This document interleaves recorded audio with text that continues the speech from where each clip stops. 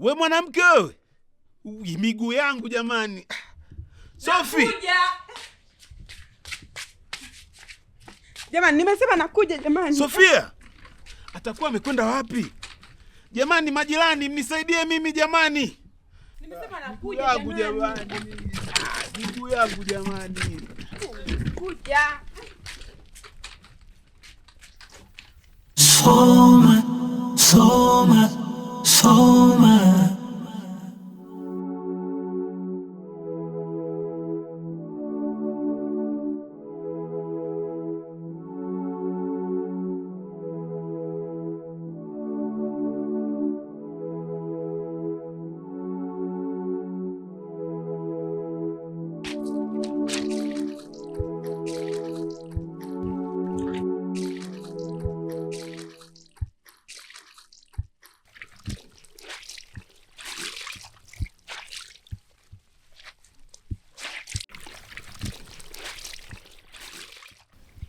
Mpenzi wangu, unajua bila huu ugonjwa tungekuwa tushahamia kwenye nyumba yetu mpya sasa.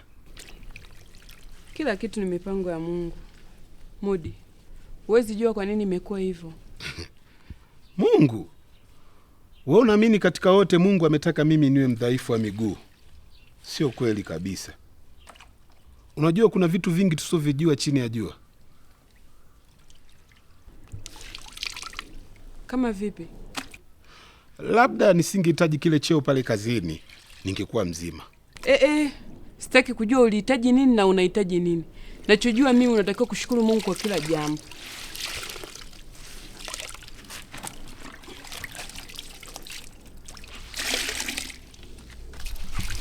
Alafu naomba uniambie utakula nini jioni.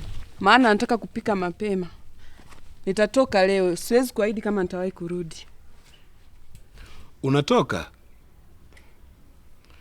Sasa nimeanza kuamini ninayoyasikia. Ni kweli wewe sio chaguo sahihi kwangu.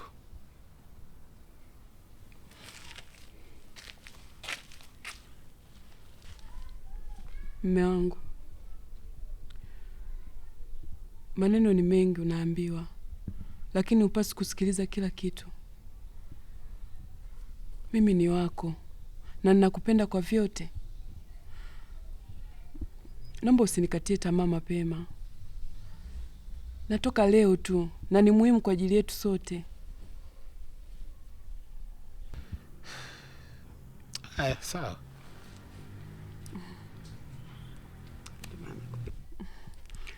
Ndio maana nakupenda.